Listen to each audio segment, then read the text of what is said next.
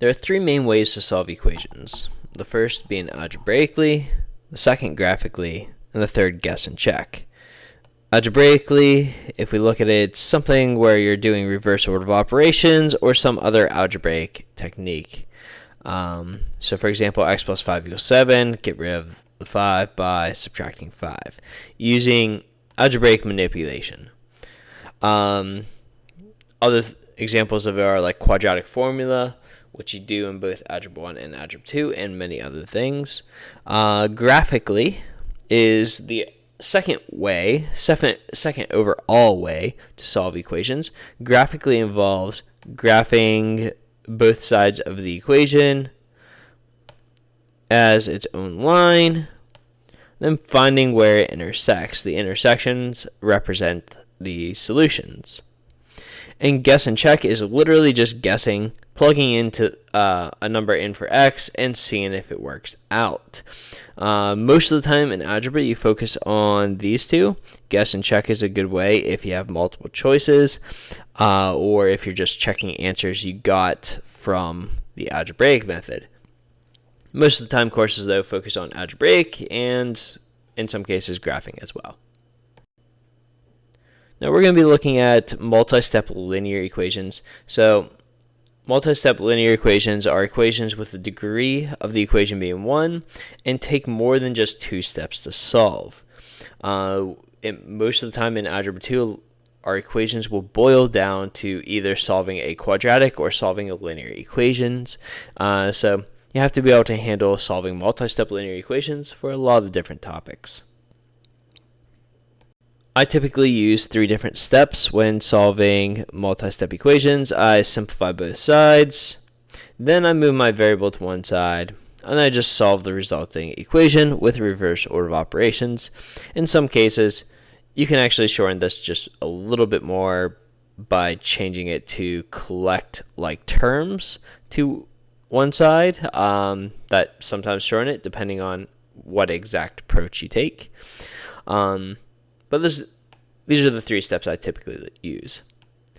Special cases can occur though. When you're solving an equation and the variable cancels out during the solving process, then one of 2 things is happening.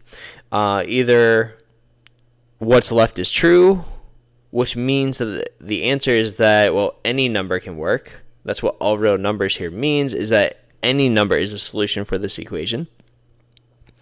But if the variable cancels and what's left is false, then there just is no solution. There's no possible way to solve the equation.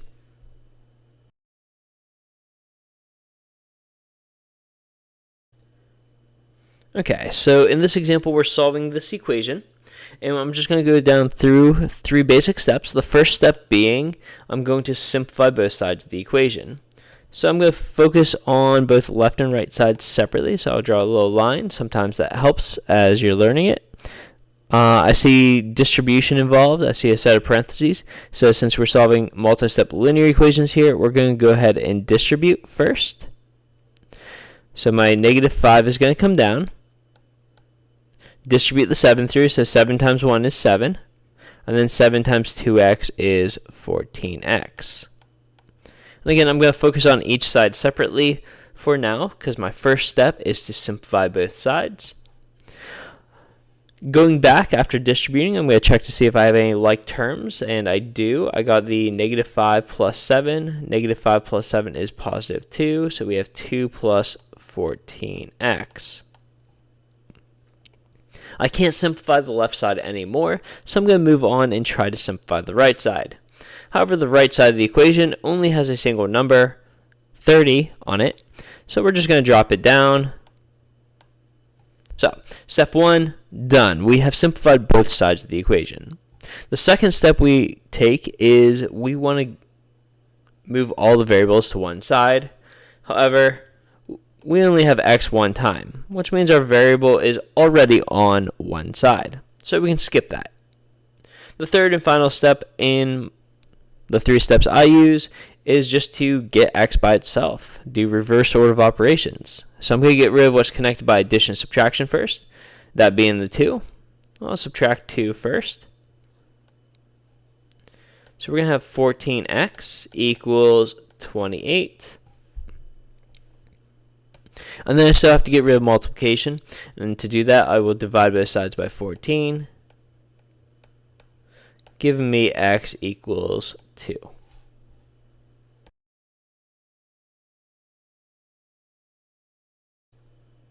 In this example, we're going to be solving the equation here. We have 3 times, in parentheses, our 2x plus 1, and that's going to be equal 8x minus 21. So the first step I usually do is I try to simplify both sides of my equation.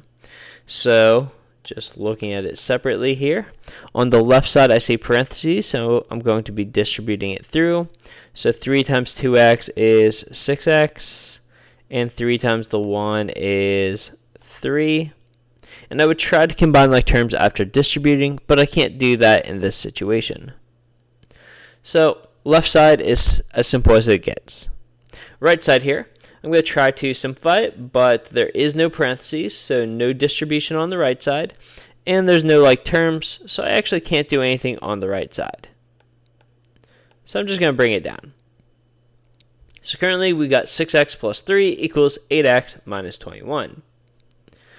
My second step after simplifying both sides is to move all the variables to one side. It doesn't matter which side you move the variables to.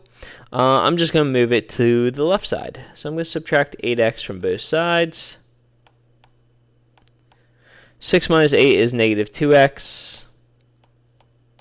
Plus 3 equals, we have negative 21 on the right side. Now it's just a matter of doing a two-step from here. So we will get rid of addition and subtraction first, and get negative 2x equals negative 24. And then we will divide both sides by negative 2 to get x equals 12. There we go.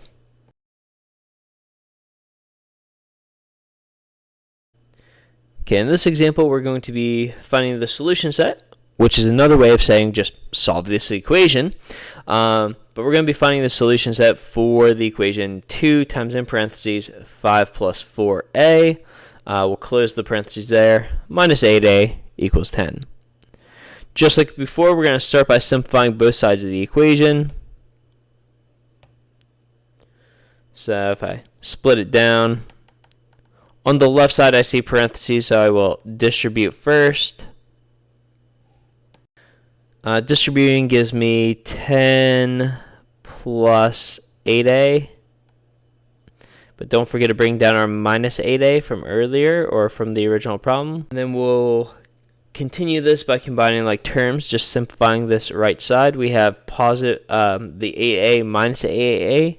Well, 8 minus 8 is 0 when I go to combine like terms, so they actually cancel out, leaving me with just the 10 on this left side.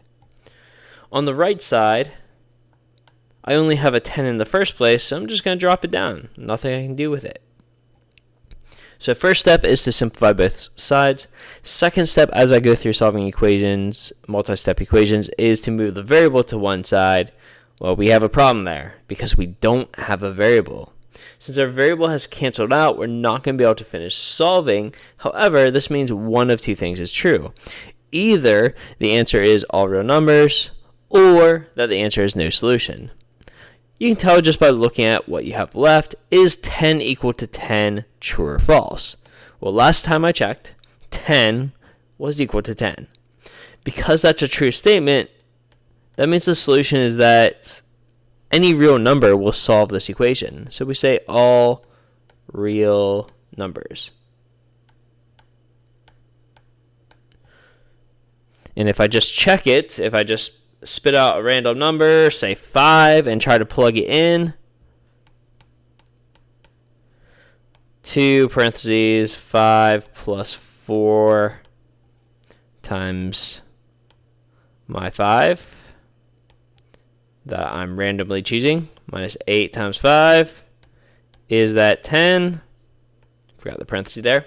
If you go through and solve this, we have 20 plus 5, which is 2 times 25, minus 40, Is it equal to 10? Well, 25 times 2 is 50, and 50 minus 40 is equal to 10.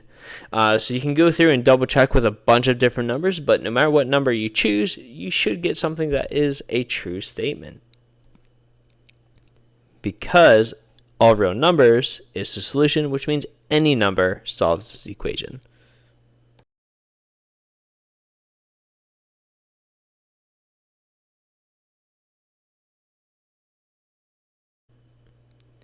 Now in this example, we're going to be solving a literal equation. We're supposed to solve this literal equation for y. When I solve a literal equation, I like to sometimes underline or highlight whatever variable I'm solving for. So I am solving for y, so I'm just going to kind of underline it there. Now, when I go to solve this, since y is only occurring once, I'm going to get rid of anything connected by addition and subtraction, just like you would in an equation like 2x plus 5 equals 7. You would get rid of what's connected to the variable you're trying to get by itself by addition and subtraction first.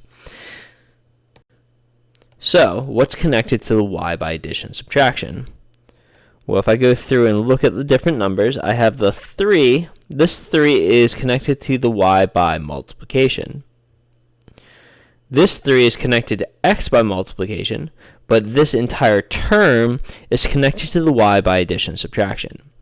So because the 3x is one term connected to the y by addition and subtraction, we need to get rid of the 3x first. So to do that, I will subtract 3x from both sides, which will leave me with 3y equals, well, 12 minus 3x. We can't actually do those operations, so I'm just going to leave it as 12 minus 3x. I can't actually do that operation. We still have to finish getting y by itself. 3 is connected to y by multiplication, so we will divide both sides by 3. We divide both sides by 3. The whole entire side, not just one term, we'll divide everything by 3. So we'll have y equals, and again, we're going to divide everything by 3. So 12 divided by 3 is 4. And 3 divided by 3 is 1. So we have 4 minus 1x.